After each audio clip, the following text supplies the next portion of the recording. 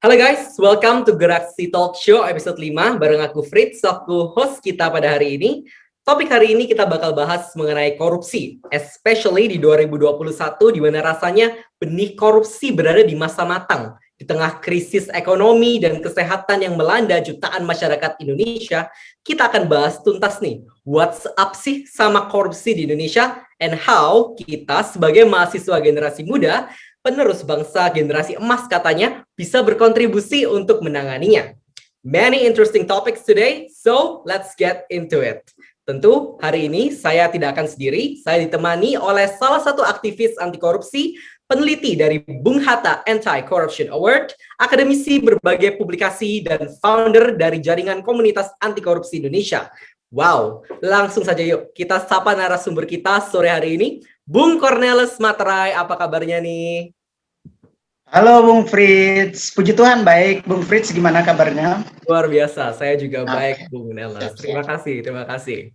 Mungkin ya sebelum kita masuk ke topik hari ini, saya mau gali-gali sedikit nih mengenai profil dari Bung Neles, biar para viewer dapat lebih mengenal rekam jejak dari narsum kita hari ini. Boleh ya, Bung ya? Silakan. Oke, Bung Cornelis Materai atau biasa dikenal sebagai Bung Neles adalah lulusan hukum dari Universitas Atmajaya Yogyakarta serta menyelesaikan studi di Sekolah Anti Korupsi Indonesia dan Akademi Jurnalistik Lawan Korupsi. Sebagai jurnalis sendiri, beliau telah mempublikasi countless artikel yang membahas hukum dan isu korupsi di Indonesia. Beberapa publikasinya seperti Korupsi Era Pandemi adalah Korupsi Kemanusiaan, Omnibus Law, Potret Ketertutupan Informasi, Korupsi sebagai sebuah krisis, dan banyak publikasi lainnya. Di platform seperti hukumonline.com, detik.com, medium.com, wow, jelas sekali nih. Bung Neles telah sangat teredukasi di materi bidang hukum dan isu korupsi lainnya tentunya. And currently, Bung Neles menjadi salah satu peneliti di perkumpulan Bung Hatta Anti-Corruption Award. So, Bung Neles, tell us a bit mengenai apa sih Bung Hatta Anti-Corruption Award itu? Baik, terima kasih ya Bung Fritz, teman-teman semua yang sudah di room ini. Saya juga mengucapkan terima kasih ya. Pertama-tama terima kasih untuk undangannya. Salam kenal buat teman-teman semuanya lah ya. Merasa terhormat sih berada di teman-teman intelektual di sore hari ini. Nah, terkait dengan pertanyaan tadi, Bung Hatta Anti-Corruption Award itu sebenarnya sebuah perkumpulan anti korupsi yang dalam tujuan utamanya itu sebenarnya untuk memberikan encouragement, memberikan dukungan, memberikan semacam perlindungan kepada orang-orang, individu-individu atau tokoh-tokoh anti korupsi, kira-kira seperti itu. Makanya bentuknya adalah penghargaan award. Nah, dengan memberikan award itu diharapkan tokoh tersebut bisa kemudian punya komitmen dan dedikasi yang lebih tinggi lagi terhadap pemberantasan korupsi, isu korupsi. Ujuk-ujuk karena dilakukan sesuatu assessment yang terdiri dari para dewan juri independen itu yang kemudian melihat rekam jejak dari yang bersangkutan. Bahkan kita juga melakukan investigasi lapangan untuk memastikan bahwa data dan informasi yang didapatkan itu benar-benar valid. Nah, sampai sejauh ini sudah ada sekitar 17 tokoh lah ya yang menerima Bung Hatta Anti-Corruption Award. Lembaga ini didirikan sejak tahun 2003 sampai saat ini. Jadi sebenarnya kita lebih ke soal pencegahan, soal edukasi publik ya. Selain itu juga tentu mengapresiasi setiap individu, orang-orang yang telah berjuang sangat keras, sangat gigih dalam isu-isu korupsi. Kira-kira itu gambaran umum tentang Bung Hatta Anti-Corruption Award. Oke, so aku rasa aku yakin teman-teman di sini pasti penasaran nih. Siapa sih contoh-contoh tokoh karakter yang figur yang menerima Bung Hatta Anti-Corruption Award ini so far?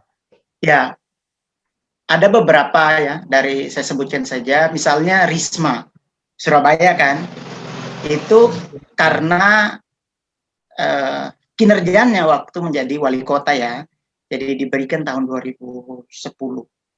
Pak Jokowi sebenarnya pernah juga, itu di tahun 2010. Waktu masih wali kota Solo, Bu Sri Mulyani itu pernah dapat, lalu Pak Basuki, Pak BTP, Ahok ya, pernah juga dapat. Itu beberapa. Menarik sekali, tapi kira-kira seberapa penting sih untuk masyarakat Indonesia untuk mengenal figur-figur ini yang sebagai contoh ya, bahwa mereka payung-payung yang tidak terkena korupsi, atau mereka memberikan contoh untuk yang lain tidak mengikuti korupsi juga. Seberapa penting, Bung? Sebenarnya kan yang paling penting adalah melihat basis nilai yang dikembangkan atau yang dipelihara oleh orang tersebut gitu. Nah, kalau perkembangannya lalu berubah, itu kan kita tidak bisa mengontrol, tapi apa yang dia tanamkan dulu, misalnya kayak nilai kejujuran dalam bekerja, kesederhanaan, dekat dengan masyarakat, dia bisa mengembangkan yang namanya good governance, bisa mengembangkan e-budgeting sebagai sebuah transparansi, itu sangat penting. Nah, sehingga kalau masyarakat saat ini kita mau melakukan perbaikan-perbaikan dalam sistem, nah mestinya itu yang kita dorong terus ke pemerintahan kita. Jadi menurutku bagian situlah yang paling penting, bagian nilai itu yang paling penting, bukan karena orang tersebut, tetapi nilai-nilai yang pernah ditanamkannya itu. Menarik sekali, berarti seperti menginsentifasi agar yang lain mengikuti rekam jejak tersebut, begitu ya, Bung ya? Berbicara mengenai penelitian, pasti sangat dekat dengan yang namanya instansi pendidikan seperti universitas ya, Bung. Menurut Bung Neles sendiri, apakah lembaga atau instansi pendidikan di Indonesia juga memiliki peran penting dalam pemberantasan kasus korupsi yang ada? Tentu saja ya. Yang pertama gini, kita bicara dulu soal filosofi pendidikannya dikit. Oke. Pendidikan itu kan sebenarnya wadah untuk melahirkan manusia yang anti korupsi kan. Betul. Berasalnya dari sana, baik itu pendidikan formal maupun non formal. Nah, kalau kita melihat filosofi pendidikan secara umum, ya, itu pendidikan itu adalah upaya sadar, tidak hanya membangun aspek kognitif, tetapi juga aspek mental, aspek akhlak dipekerti. Nah, di dalamnya itu harus ada yang namanya pengendalian diri, nggak boleh melakukan sesuatu yang melampaui nilai-nilai yang dimiliki. Nah, kira-kira begitu model-model filosofi pendidikan. Jadi seperti mengasah karakter yang dimiliki oleh seorang menjadi lebih baik. Nah, lebih jauh kalau kita melihat basis nilai pendidikan itu sebenarnya kan berpijak dari nilai atau kaidah kejujuran, ya kan? Kemanfaatan, kebajikan, tanggung jawab, kebinekaan, keterjangkauan, lalu penalaran dan seterusnya. Nah,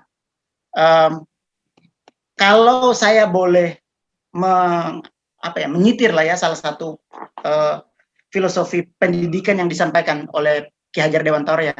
Jadi Ki Hajar Dewantara itu mengatakan bahwa bagian akhir dari pendidikan, ya, secara filosofis nih, bagian akhir dari pendidikan itu untuk menghasilkan manusia yang tangguh dalam kehidupan masyarakat. Manusia yang dimaksud itu harus bermoral taman siswa. Maksudnya di situ adalah mampu melaksanakan tripantangan yang meliputi pertama, tidak menyalahgunakan kewenangan atau kekuasaan, tidak melakukan manipulasi keuangan, dan tidak melanggar kesusilaan. Pak Ki Hajar Dewantara adalah Menteri Pendidikan pertama, salah satu tokoh pendidikan Indonesia, ya kan? Jadi kita penting juga untuk melihat cara pandang dari beliau ini ternyata sudah sangat anti korupsi sejak dulu gitu. Nah, lalu bagaimana dengan tanggung jawab institusi pendidikan? Pendidikan secara umum itu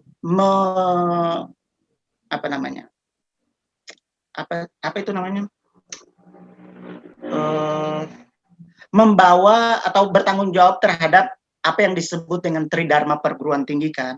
Nah, dalam tridharma perguruan tinggi itu ada 3 hal. Ada pendidikan, ada penelitian, dan pengabdian kepada masyarakat. Nah, kalau kita melihat di situ, institusi pendidikan itu punya tanggung jawab sebenarnya yang paling besar untuk melakukan yang pertama pendidikan. Nah, pendidikan itu dia harus mencerdaskan orang, dia harus menanamkan karakter-karakter yang baik, harus memastikan bahwa lulusan perguruan tinggi itu tidak menciderai nilai-nilai yang dianut dimiliki oleh sebuah perguruan tinggi. Yang kedua, penelitian. Penelitian tentu berbicara tentang bagaimana peran perguruan tinggi ya melalui kajian-kajian itu bisa menyelesaikan problem di masyarakat. Lalu yang ketiga adalah soal pengabdian. Di sana sebuah institusi perguruan tinggi itu dia harus selalu berorientasi kepada kepentingan publik. Itulah yang disebut dengan pengabdian masyarakat. Jadi apapun yang dilakukan dalam konteks institusi perguruan tinggi pendidikan itu harus diletakkan pada basisnya kepentingan umum.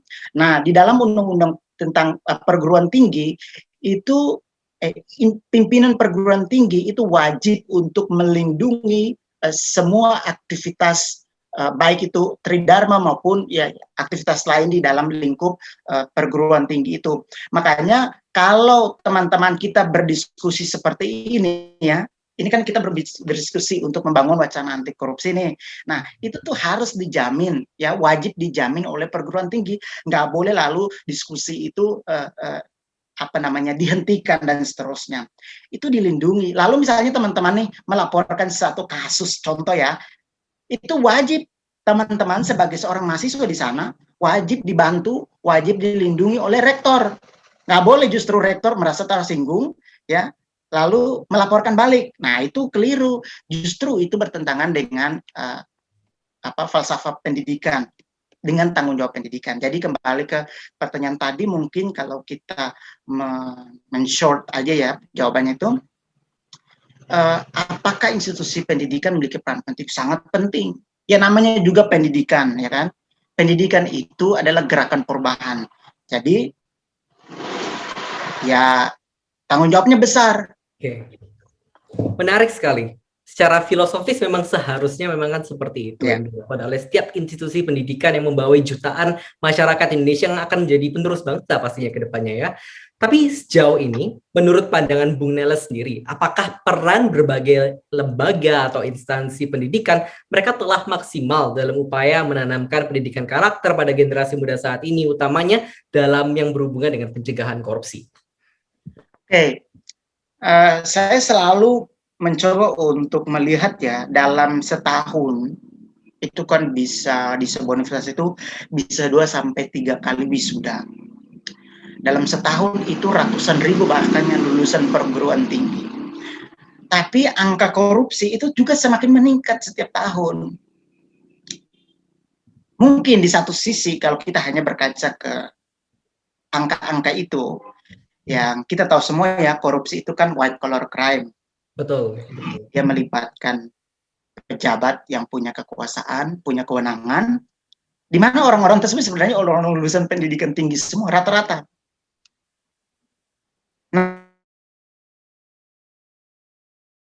Dengan banyaknya meningkatnya kasus korupsi itu belum maksimal ya, Bung?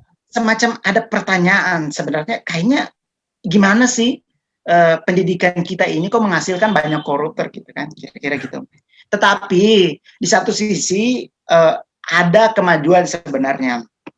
Kita bisa melihat ada kemajuan, misalnya ya di beberapa perguruan tinggi saat ini tuh sudah punya mata kuliah tersendiri ya, mata kuliah anti korupsi. Itu bagus, itu menarik. Lalu punya pusat studi khusus untuk anti korupsi atau mungkin hukum ya. Lalu kemajuan lain menurut saya adalah dengan berdiskusi seperti ini ya, banyak muncul kesadaran untuk menyoal permasalahan korupsi, itu juga termasuk kemajuan.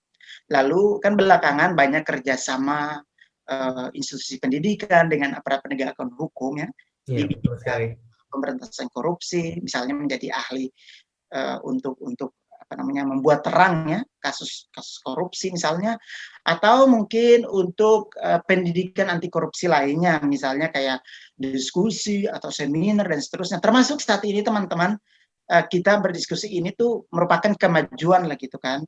Karena kalau kita melihat ke belakang, mungkin dulu isu korupsi itu tidak menjadi sebuah isu yang dibicarakan secara luas, tapi saat ini sudah mulai luas. Nah, pada titik itu sebenarnya ada kemajuan, tetapi sampai saat ini kan kita belum bisa mengkalkulasikan apakah apa-apa yang sudah dikerjakan itu punya kontribusi terhadap pencegahan korupsi. Tapi saya yakin bahwa dengan niat-niat baik itu sebenarnya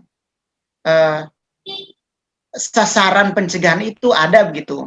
Nah, makanya pentingnya untuk menggalakkan itu terus, karena orang harus terbiasa dulu ngomongin korupsi, ya kan? Baru dia bisa terbiasa untuk mengatasi perubahan-perubahan yang koruptif gitu dalam masyarakat, di dalam lingkungannya gitu. Karena tanpa pengetahuan yang cukup, ya, dan punya basis nilai yang cukup, itu keadaan berubah, dia bisa berubah.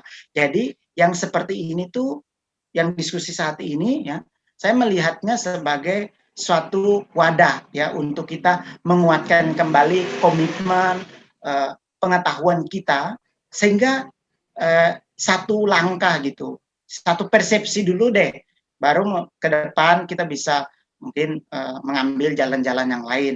Tapi yang jelas bahwa pencegahan korupsi sebenarnya saat ini mulai ada perubahan-perubahan gitu. Bahkan kalau belakangan ini kan saya juga melihat kinerja aparat penegak hukum nih sudah mulai ya ke arah pencegahan, misalnya dengan apa?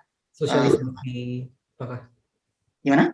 Dengan sosialisasi mereka. Ya, lalu semacam apa penyelamatan aset-aset ya, jadi inventarisasi aset-aset, penyelesaian aset-aset negara yang terbengkalai ya, yang dikuasai oleh kelompok yang tidak berhak itu. Nah, saat ini mengarah ke sana. Mudah-mudahan ini menjadi kayak habitus gitu loh. Terutama di lingkungan perguruan tinggi itu menjadi habitus tersendiri diskusi-diskusi anti korupsi. Mungkin yang pasti acara-acara yang membahas mengenai gerakan anti korupsi sebagai suatu start yang bagus untuk membawa agar orang lebih aware mengenai anti korupsi tersebut ya Pak Bung. Nah, berbicara mengenai penanganan korupsi nih Bung, rasanya masa-masa krisis begini kok rasanya kasus korupsi makin kencang ya Bung. Ex-Menteri Sosial Juliari Batubara dengan kepala desa di Sumatera Selatan yang dengan tega korupsi dana bantuan sosial COVID-19. Ex-Menteri Kelautan dan Perikanan terima suap 3,4 miliar untuk izin ekspor benih lobster. Dan yang terbaru nih, korupsi oleh salah satu atau banyak pejabat di Direktorat Jenderal Pajak. Wah, rasanya kesabaran masyarakat ini sudah cukup diuji ya. Karena ada tren dari masyarakat nih yang mereka menyuarakan bahwa sebaiknya para koruptor ini diberikan hukuman berat seperti hukuman mati nih. Kalau dari sudut hukuman mati untuk para koruptor ini memang merupakan solusi terbaik untuk Indonesia di masa krisis ini? Atau Bung Neles mungkin memiliki pandangan lain? Baik. Korupsi itu tidak mengenal apakah pandemi, apakah tidak pandemi. Seperti korupsi itu juga tidak mengenal apakah objek itu untuk masyarakat kecil ataukah untuk membangun infrastruktur. Korupsi juga ya tidak hanya dilakukan oleh ASN kecil, tapi juga dilakukan oleh pejabat negara.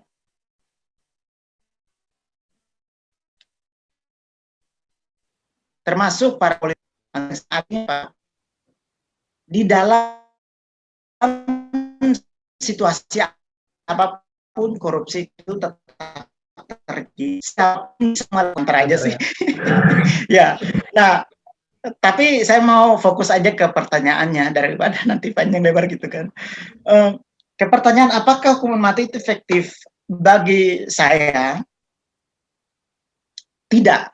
Hukuman mati itu bukan solusi. Kenapa nih? Karena kita lihat kayak negara-negara seperti China, mereka menerapkan hukuman mati bagi para koruptor. Gimana nih? Menarik. Bagaimana posisi China dalam indeks persepsi korupsi dunia? Apakah lebih bagus? Nah, itu dia. Pertama, kita tidak punya pengalaman atau tidak ada presiden hukuman mati di Indonesia. Itu pertama. Tapi secara normatif ada. Pasal 2 ayat 2 Undang-Undang Tipikor, ya kan? Dalam keadaan bencana, dalam keadaan darurat, dalam keadaan tertentu itu bisa. Yang kedua, kalau kita melakukan studi perbandingan mengenai hukuman mati, negara-negara yang tingkat korupsinya rendah, misalnya negara-negara Skandinavia deh, ya kan?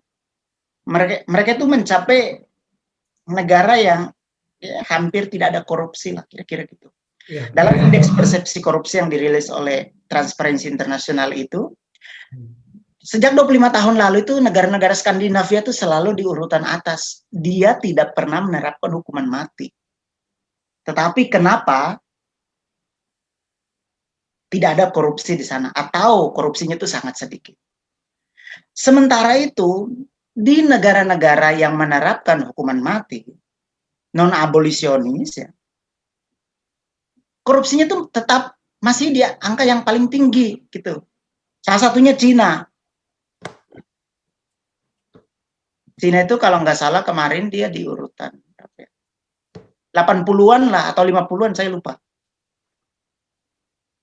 Dan mengapa ya? Mengapa fenomena tersebut terjadi gitu? Nah, kok di negara yang melakukan hukuman mati malah tambah justru korupsinya lebih tinggi? Kenapa ya, Bung? Ya, saya nyambung dikit ke yang tadi ya. Lalu yang ketiga, nanti saya akan jawab itu. Yang ketiga, sebenarnya kan terjadi perdebatannya, apakah hukuman mati itu melanggar hak asasi manusia? Ya jelas dong melanggar, ya kan? Di dalam hukum hak asasi manusia, misalnya kita ngambil di dalam konstitusi, itu kualifikasi hukuman, kualifikasi hak hidup itu adalah non-derogable rights. Tidak bisa dibatasi, tidak bisa dilanggar dalam situasi atau kondisi apapun gitu. Nah, setelah itu ya masih banyak yang lain lagi. Kita bisa melihat perspektifnya, karena kalau perspektifnya penjeraan, tidak jerat-jerat tuh di negara lain.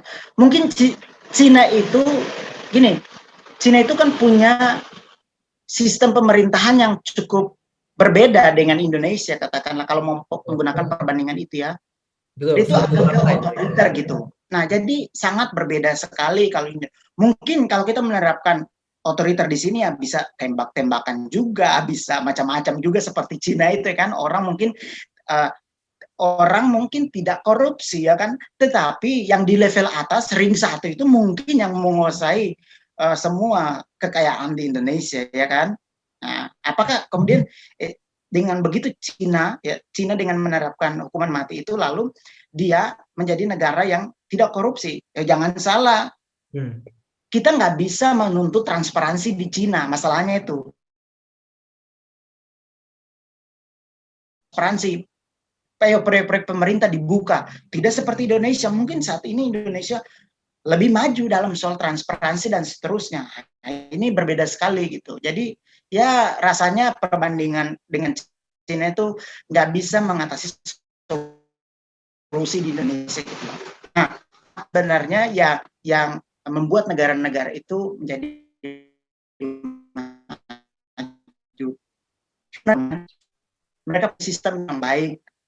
Jadi kalau sistem ya, kita melihat sistem dari pandangan Warren Friedman misalnya, sistem dari 3 aspek besar ya, aspek substansi hukum, legal substance, lalu aspek perangkat ya, kelembagaan, legal structure, lalu yang terakhir adalah soal budaya hukum, legal culture. Nah, negara-negara di Skandinavia itu mereka sudah kuat dalam 3 aspek ini. Mereka punya aturan-aturan yang baik gitu. Bahkan sampai saat ini itu aturannya sudah berganti.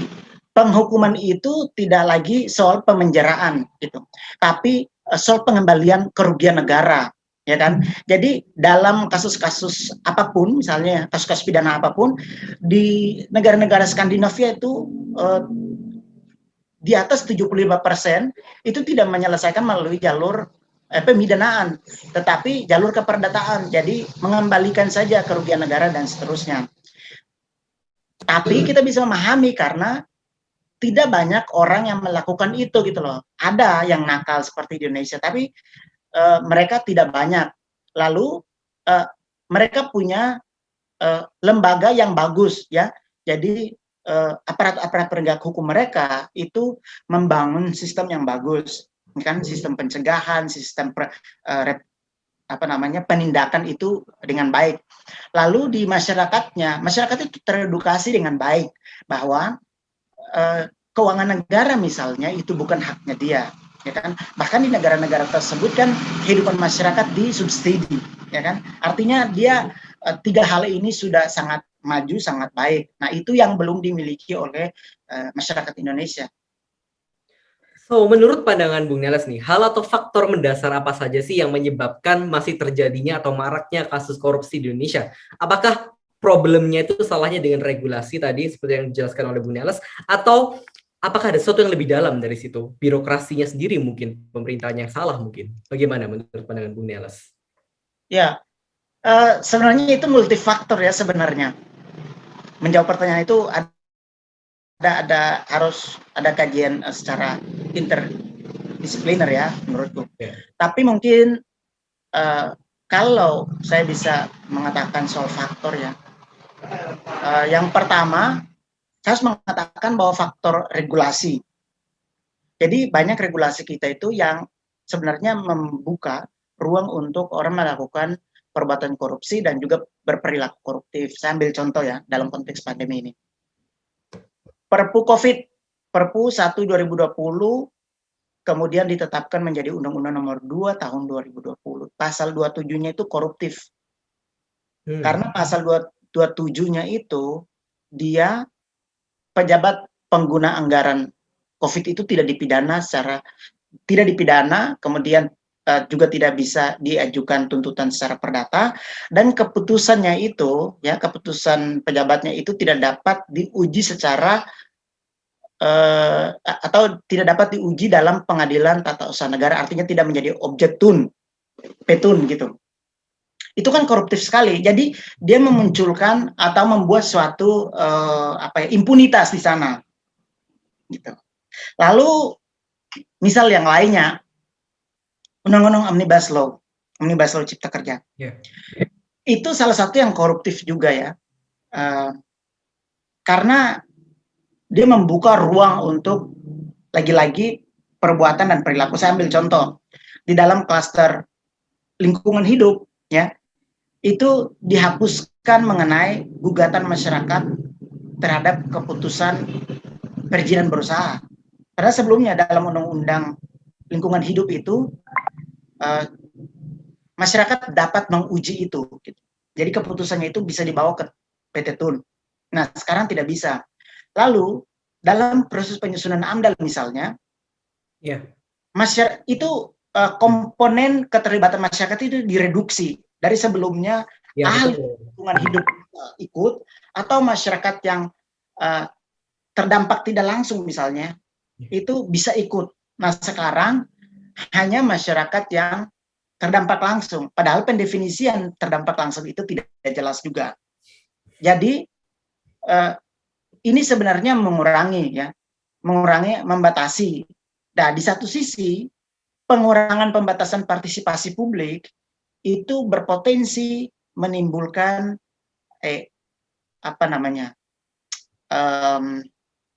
semacam ruang untuk menyalahgunakan kewenangan, apalagi masyarakat terdampak langsung misalnya tidak paham apa-apa soal lingkungan itu gitu dan seterusnya.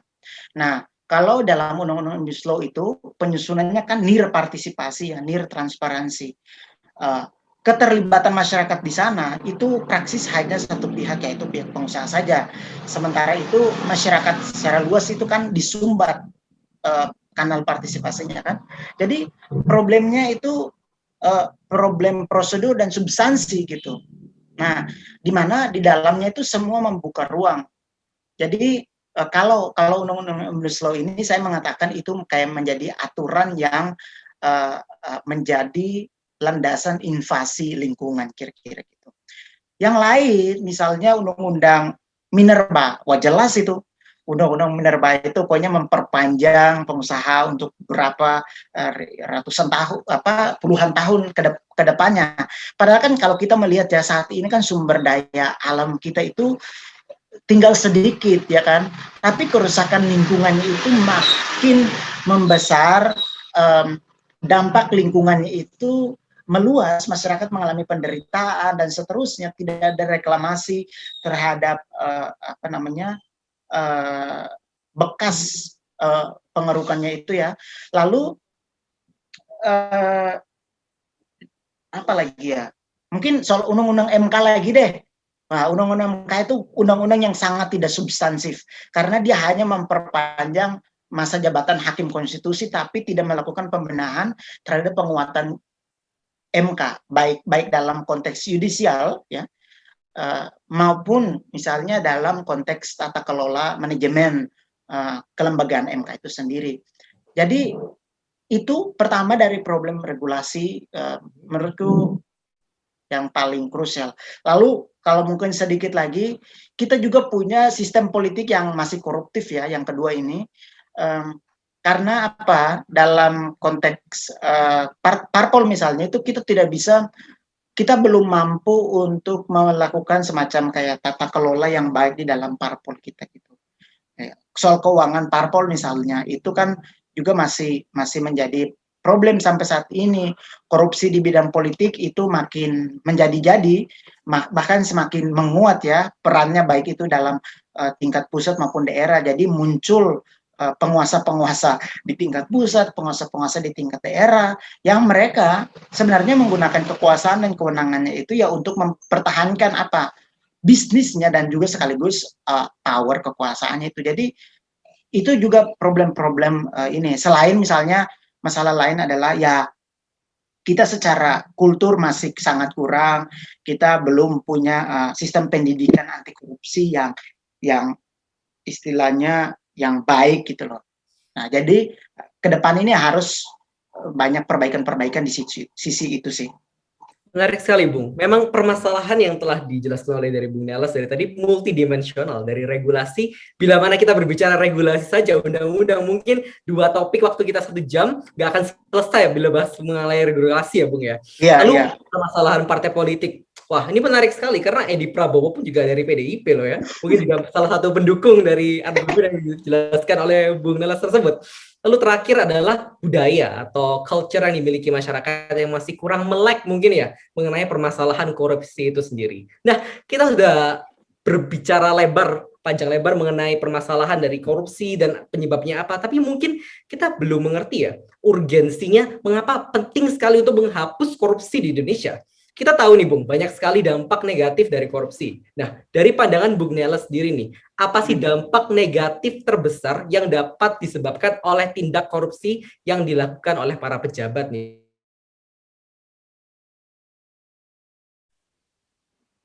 Dengan adanya korupsi itu pendidikan mahal. Jadi teman-teman itu ya tidak bisa mendapatkan fasilitas yang lebih baik karena pengadaan barang dan jasanya itu dikutip, sehingga kualitas misalnya yang di negeri contoh ya universitas itu jadi pengadaannya itu ya dikasih aja yang jelek gitu dari tingkat dasar sampai tingkat tinggi kira-kira gitu. Yang kedua misalnya barang dan jasa itu mahal, pengadaan itu bakal mahal karena apa? Potongan-potongan dan seterusnya. Jadi sampai ke masyarakat itu harganya itu harus disesuaikan ya dengan modal yang dikeluarkan. Pelayanan publik jadi buruk selanjutnya nih. Kalau tidak memberi insentif atau tidak memberikan semacam uang pelicin, yang nggak jalan. Ayo bayangkan sekarang Hmm. kalau kita sedang berada di rumah sakit pemerintah tidak dilayani. Layanan publik berarti ya yang Ya, misalnya ya. Oke. Kita mau mengurus surat katakanlah pendaftaran tanah. Sementara kalau kita tidak mengurus ini, ya kan, di samping kita ini kejahatan banyak nih. Orang bisa mensertifikatkan tanah kita dan seterusnya. Iya. Lingkungan kita jadi rusak. Oke. Ya, tadi Karena yang izin-izin yang dikelontarkan itu kadang tidak sesuai. Yang seharusnya hutan lindung, malah dijadikan hutan apa? Misalnya produksi lah, hutan tebang dan macam-macam, ya kan? Demokrasi kita tidak mampu melahirkan pemimpin yang anti korupsi. Demokrasi kita tuh berbiaya mahal. Jadi, misalnya nih, dalam pemilu kita sudah terbiasa untuk menerima sogokan, ya kan? Itu teman-teman kita jangan berharap bahwa pemimpin kita itu akan bekerja untuk kita. Kenapa? Pemberian sogokan untuk memilih itu, ya, sebenarnya adalah keterputusan tanggung jawab secara moral, ya kan? Karena kita sudah dibeli, gitu. Jadi sampai di atas, ya dia sendiri, dia tidak ada tanggung jawab lagi, gitu. Yeah. Jadi sebenarnya korupsi itu kan bahayanya itu sangat multidimensi. Sangat multidimensi sekali, betul. Ya. Jadi kalau kita tidak ada kesadaran, atau mungkin gini deh, ada teman-teman yang pengen menjadi pebisnis. Saya yakin di sini banyak yang mau jadi pebisnis kan. Mau menciptakan lapangan kerja. Tapi bikin izin aja itu panjang banget, ribet banget, lalu berbiaya lagi. Ayo, kira-kira pada mau jadi pebisnis lagi apa enggak? Mungkin lelah gitu loh, ya kan? Niatnya di awal pengen membuka lapangan kerja, ya kan? Lalu ya mungkin setelah itu macam-macam lagi, ya kan? Apa namanya, niatnya gitu. Nah, jadi sebenarnya korupsi itu merusak, tidak hanya, jadi korupsi itu tidak hanya dia merugikan soal keuangan negara atau perekonomian negara, tapi paling fundamental adalah merusak basis nilai yang ada di dalam diri seorang individu, di dalam sebuah masyarakat atau dalam sebuah bangsa, ya kan? Jadi sebenarnya kita beranjak dari satu landasan nilai yang baik, tapi ketika kita masuk ke dalam lingkaran korupsi, akhirnya kita merusak itu, ya kan? Lingkaran setan gitu ya? Iya, lingkaran setan gitu. Jadi kita merusak segalanya. Nah, jadi ya bisa dibayangkan bahwa selain dia multidimensi,